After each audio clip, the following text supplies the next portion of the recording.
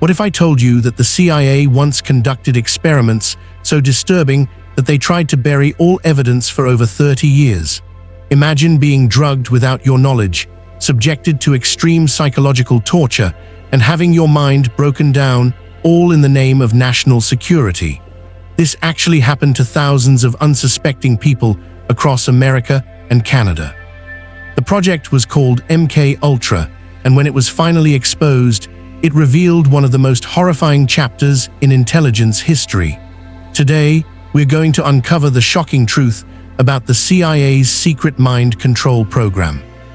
Friends, in today's video, we're diving into one of the most disturbing and well-documented conspiracy facts in modern history, the CIA's MKUltra program.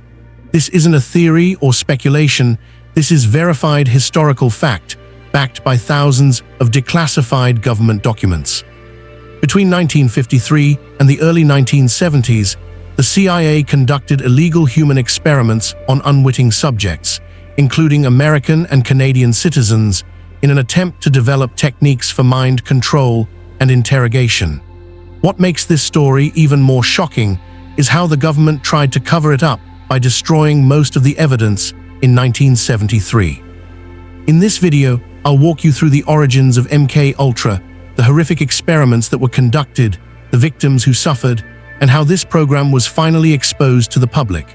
We'll examine the declassified documents, survivor testimonies, and the lasting impact this program had on ethics in scientific research. By the end, you'll understand why MKUltra remains one of the most controversial and disturbing episodes in American intelligence history. The story of MKUltra begins in the early 1950s, during the height of the Cold War. The CIA was deeply concerned about reports that communist countries, particularly the Soviet Union, China, and North Korea, were using sophisticated brainwashing techniques on American prisoners of war. These fears were intensified by the Korean War, where some American POWs appeared to have been turned by their captors and made anti-American statements. CIA officials became convinced that communist forces had developed advanced mind control techniques that posed a serious threat to national security. In response, CIA Director Allen Dulles authorized the creation of a top-secret program designed to research and develop American capabilities in the field of mind control and psychological manipulation. The program officially began on April 13, 1953, under the codename MKUltra, with Dr. Sidney Gottlieb appointed as its chief scientist. Gottlieb, a biochemist with a background in poisons and toxins, was given an unprecedented budget and virtually unlimited authority to pursue any research he deemed necessary. The program was compartmentalized into over 150 separate subprojects, each focusing on different aspects of mind control research.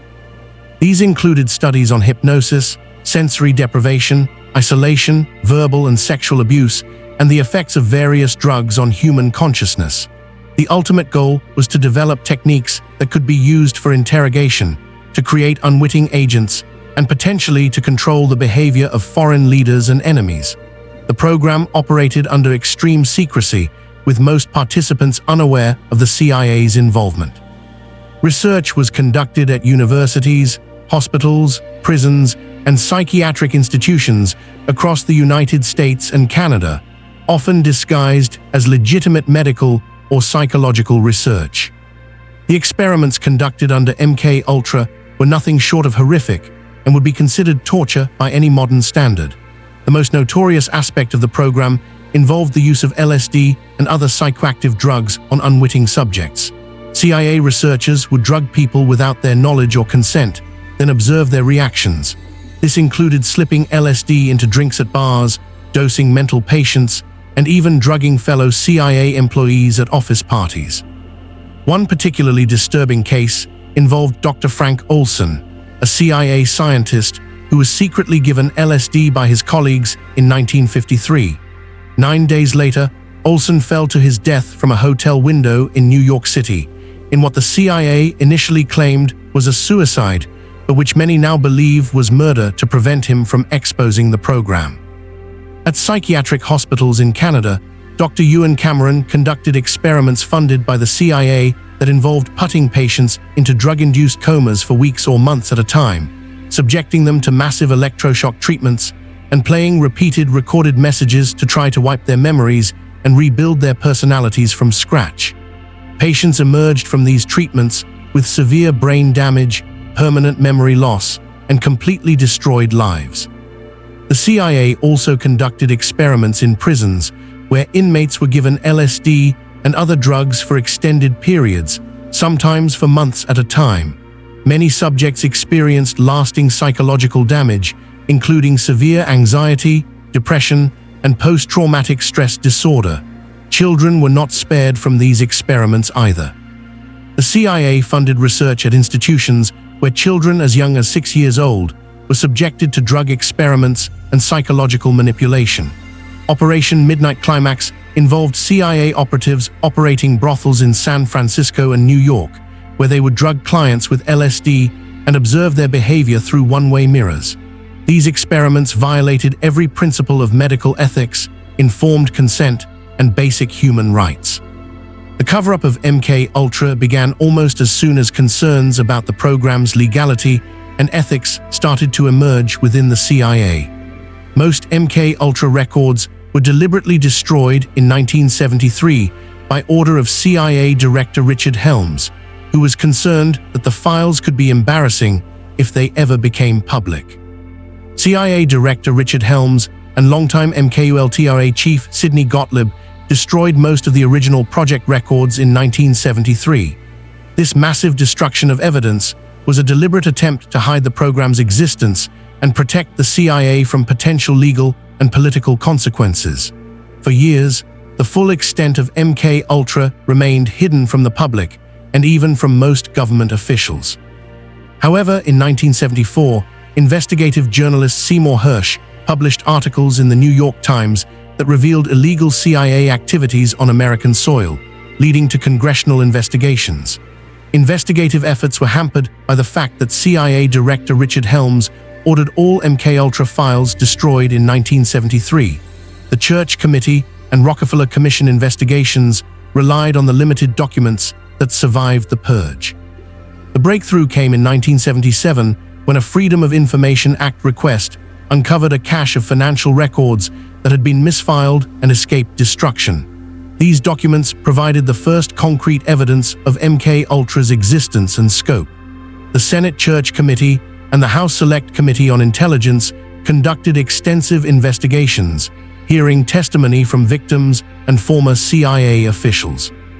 The investigations revealed that MKUltra had been far more extensive than anyone had imagined, involving at least 185 scientists and assistants at 80 different institutions. The public revelation of MKUltra caused a massive scandal and led to new oversight mechanisms for intelligence agencies. However, because most of the original documents had been destroyed, investigators could only piece together a partial picture of the program's full scope and impact. The evidence we have today about MKUltra comes from multiple sources that paint a clear picture of systematic abuse and illegal experimentation. The collection was published by the Digital National Security Archive of the George Washington University in December 2024, detailing more than 1,200 documents on the CIA's foray into behavioral and mind control experiments from 1953 until the 1970s. These documents, combined with survivor testimonies and congressional investigations, provide overwhelming evidence of the program's existence and scope. CIA documents suggest that they investigated chemical, biological, and radiological methods of mind control as part of MKUltra. They spent an estimated $10 million or more, roughly $87.5 million adjusted for inflation. Several theories exist about why the program was created and what its ultimate goals were. The official CIA explanation was that MKUltra was a defensive program designed to understand mind control techniques being used by communist countries and to develop countermeasures.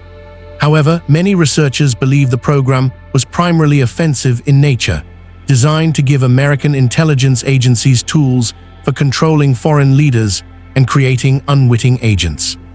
Some theories suggest that certain MKUltra techniques were used in actual intelligence operations, though concrete evidence for this is limited due to the destruction of records.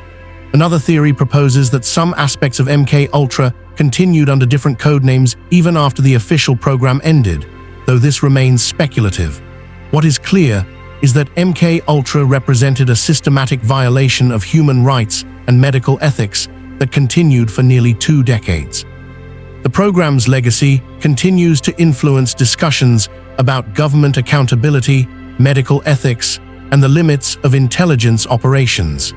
Many victims and their families have never received adequate compensation or recognition for the suffering they endured.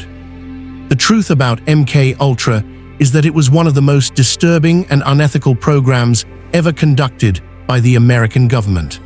Unlike many conspiracy theories, MKUltra is thoroughly documented through government records, congressional investigations, and survivor testimonies.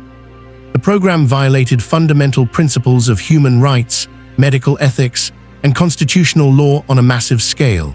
Thousands of people were subjected to illegal experiments without their knowledge or consent, and many suffered lasting physical and psychological damage as a result. The attempt to cover up the program by destroying evidence shows a deliberate effort to hide these crimes from the American people and avoid accountability. While we may never know the full extent of MKUltra's activities due to the destruction of records, what we do know is horrifying enough. The program serves as a stark reminder of what can happen when intelligence agencies operate without proper oversight and accountability. It also highlights the importance of transparency, ethical guidelines in research, and the protection of individual rights, even in the name of national security. Today, new ethical standards and oversight mechanisms exist to prevent similar abuses, though many argue that more needs to be done to ensure such programs never happen again. What's your perspective on MKUltra? Do you think the full truth has been revealed, or do you believe there are still secrets being hidden? How do you think we can prevent similar abuses from happening in the future? Share your thoughts in the comments below. If this investigation into one of history's most disturbing government programs shocked you, then you won't want to miss my next video, where we'll explore other declassified CIA operations that changed history. Don't forget to like this video if it opened your eyes to this dark chapter in American history, and subscribe for more deep dives into the secrets that governments tried to hide. Remember, the price of freedom is eternal vigilance, and it's our responsibility to hold those in power accountable for their actions.